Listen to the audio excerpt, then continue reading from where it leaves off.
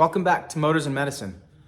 It's been a couple months since my last video upload, and I just wanted to give you guys a little bit of a catch up on what's been going on.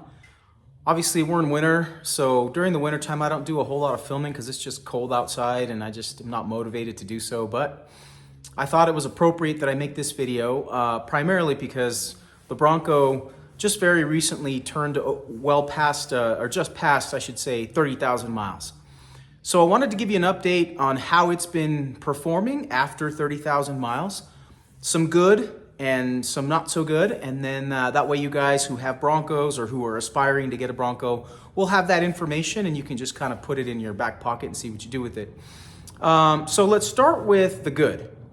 So first off, the ride of the Bronco has not diminished in any way. I haven't had any problems with the Sensa track shocks that are they're the Bilstein Sensa track shocks. I haven't had any problems with the shocks leaking like some people have. I haven't had any problems with that. The no sagging. The ride is still very compliant, very responsive. It still adjusts when you switch from off-road to on-road. So that's been good. The mechanicals in the Bronco have been fantastic. The engine and the transmission have been working flawlessly. No issues there.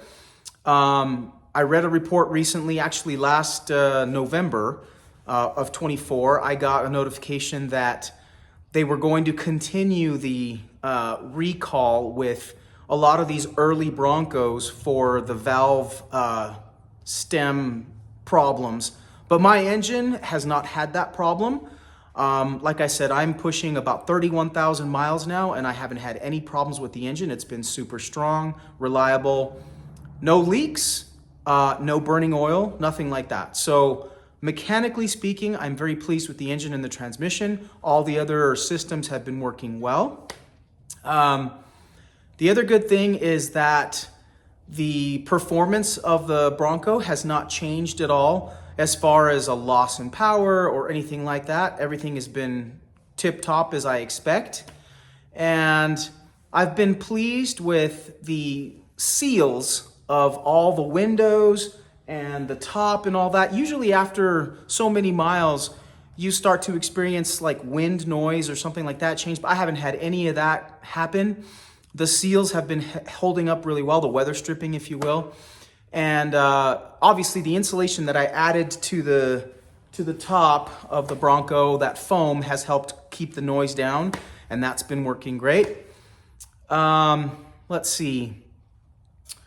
As far as, and so that covers like all the good. I haven't had, like I said, everything's been positive on the mechanicals and everything else. Now, a few things I wanted to point out on the bad. The first is, and I'm gonna bring you guys in a little bit close so you can hopefully see this, but the tires. These tires, the Wrangler Goodyear tires, leave a lot to be desired. These are still the same tires that came with from the factory, and I've been nothing but displeased with them. It either breaks loose way too often, spins, they just don't have good traction, they don't do the best in snow. Off-road was fine, but the tires themselves, I don't know if it was just this batch or what, but I've had a lot of other people mention that their original tires aren't very good either. The biggest problem I had with these is that they just started to fall apart, literally. So I'm gonna show you an example of what's happening to the rubber on these tires. Hopefully you guys can see it real close. And if you guys can see here with my finger, you can see I'm literally peeling back the rubber, and that's what's happening. Chunks of rubber just flying off. So that's one of the problems I've had. The tires have not been good. I've been just displeased with that. So probably this upcoming summer, I'm gonna be replacing these tires with a new set, and I'm not gonna go with the original tires that came with the Bronco, just because they haven't been very good from a durability standpoint. The other thing is, what I've noticed is, although this engine runs great and does not burn oil, it does, however, have really good vacuum, and as a side effect of that, it sucks a lot of oil that if I did not have an air oil separator, which I'm going to show you guys right now where that is, if I didn't have that in place, it would be bringing that oil into the engine, into the combustion chambers and burning it, which would not be good. And that would contaminate the valves and it would just make a lot of problems, which is why a long time ago on a video in the past, I made a recommendation that if you're going to have any vehicle that's forced induction, whether it be turbo or supercharged, always get an air oil separator, or an oil catch can is another name for it, and install it primarily on the passenger side bank of cylinders.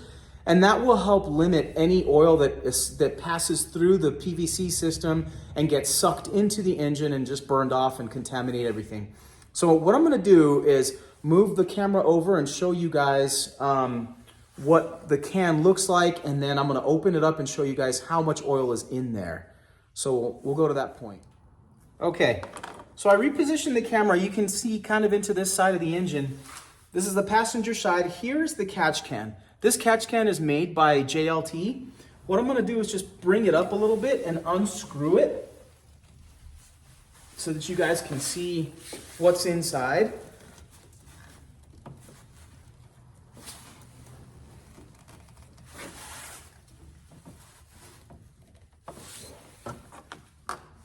Okay, had to pause the video there for a second because I couldn't get my hand to grip on that. Had to grab a little bit of a friction rag so that I can get it off. But anyway, I'm gonna tip the can over and show you guys what's in here. You see that? Look at that. This is basically like, it looks like coffee. It's like coffee water. This is what gets accumulated in your catch can, just because oil, as it circulates through the PVC system, or the positive crankcase ventilation, its job is to basically just use the engine's vacuum to create a breathing for the crankcase where the oil is being kind of aerated from the crank spinning in there. One of the byproducts is that the vacuum of the engine also sucks up a little bit of oil. And if you don't have a catch can, then this fluid, this oil, works its way back in through the intake, gets sucked into the induction system, the valves, and then the cylinders, and then gets burned. And that results as smoke in the back. So this is really important to use these. And it's just one of those things that, so obviously this is a good thing to know that these engines, obviously, and most forced induction engines will produce a lot of this byproduct. So it's good to have a catch can on your passenger side bank of cylinders. Outside of that, I haven't had any other issues as far as negative are concerned. I've been, like I said, very happy with the engine overall and the transmission. There is one thing that I wanted to mention to you guys, and that is, I'm going to turn the camera a little bit so you guys can see it. And then I'm going to walk around here. So this area right here, you guys aren't going to see me, but you'll see my hand. This is called your vent cowl.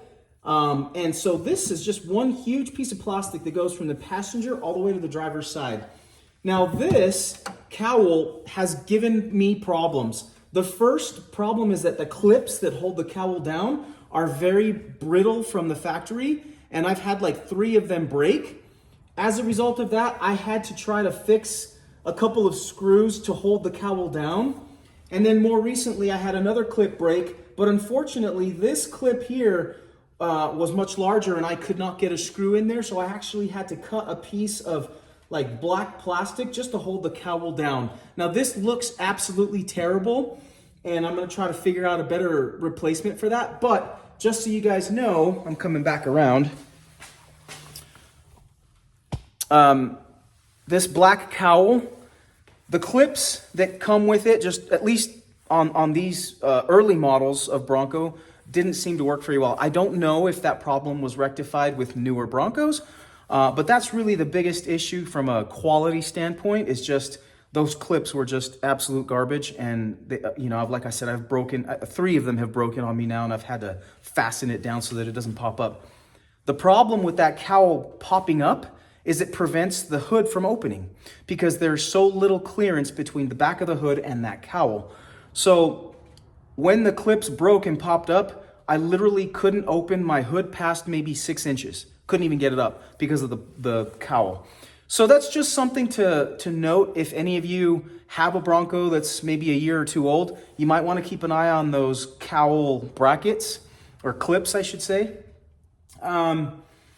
But there again, outside of that, I haven't had any other major issues. At this juncture of 30,000 miles, I've been very pleased with overall the aesthetic, the performance.